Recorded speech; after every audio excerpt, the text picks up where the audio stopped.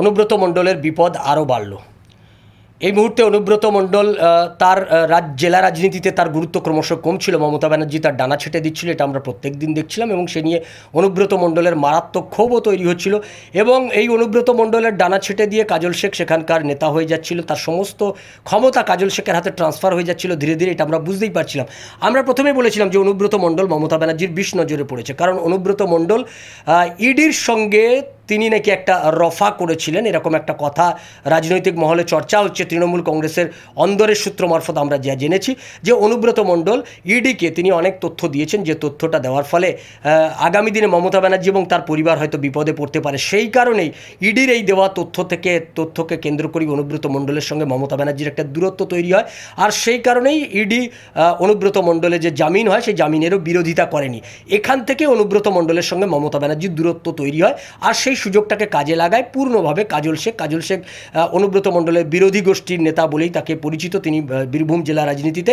আর সেই সুযোগকে কাজে লেগে কাজল শেখ তার অনুপস্থিতিতে, প্রথম 2 বছর অনুপস্থিতিতে তিনি জেলা পরিষদের সদস্য হিসেবে তিনি কাজ করেছেন, এবং তার পাশাপাশি তিনি সেখানে দাঁড়িয়ে এই যে জেলার মধ্যে জেলার যে রাজনীতি, সেই রাজনীতিতে তার ক্রমশ তার দখল তিনি বাড়াতে থাকেন। পেছনে থাকেন অভিষেক ব্যানার্জির আশীর্বাদ, সেই আশীর্বাদকে পাথেয় করেই এগিয়ে চলেছে কাজল শেখ। আর অনুব্রত মণ্ডল ক্রমশ কোণঠাসা হচ্ছে। সেই কোণঠাসা অবস্থায় অনুব্রত মণ্ডল তার যে দেহরক্ষী, তার যে নিরাপত্তা রক্ষী ছিল পুলিশ, সেই নিরাপত্তা রক্ষী সরিয়ে নেওয়া হলো আজকে।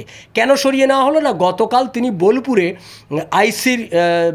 আইসিকে তিনি উদ্দাল গালাগালি করে, মানে সেই গালাগালি, যে ভাষায় তিনি গালাগালি করেন তার মাকে এবং তার বউকে নিয়ে, যে কুৎসিত শব্দ ব্যবহার করেছেন, এরকম কুৎসিত শব্দ কোনো জেলার একজন সর্বোচ্চ নেতৃত্ব কখনোই এটা করতে পারে, এটা কেউ ভাবতেই পারে না। পুলিশের অবস্থাটাও আমরা বুঝতে পারছি, পুলিশের কী হাল হয়েছে।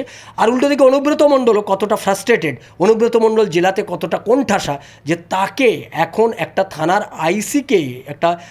আইসিকে গালাগাল করার জন্য তাকে নিজেকে ফোন করে তাকে কুৎসিত ভাষায় গালাগাল করতে হচ্ছে। অর্থাৎ তার অবস্থাটা, ওখানকার রাজনৈতিক অবস্থা, তার যে ক্রমশ একদম বীরভূম জেলাতে রাজনৈতিকগতভাবে তিনি যে পুরো কোণঠাসা হয়ে গেছে, এটা বোঝা গেছে। ফলে অনুব্রত মণ্ডলের বিপদ বাড়ছে, আর বেশি দিন তার তৃণমূল কংগ্রেসের রাজনীতিতে তার অস্তিত্ব থাকবে না, এটা বোঝা যাচ্ছে। তৃণমূল কংগ্রেস থেকে তাকে হয়তো অন্য কোনো রাজনীতিতে ভবিষ্যতে যেতে হবে, তার জন্য তার কাছে একমাত্র কংগ্রেস এই রাজনীতির পথই খোলা আছে। বাম দলগুলো হয়তো নিতে পারে, এখন বাম দলেরও অনেক মনোভাব পরিবর্তন হচ্ছে, বামেরাও নিতে পারে, কিন্তু বিজেপির দরজা তার জন্য বন্ধ, বিজেপিতে তিনি কোনো সুযোগই পাবেন না।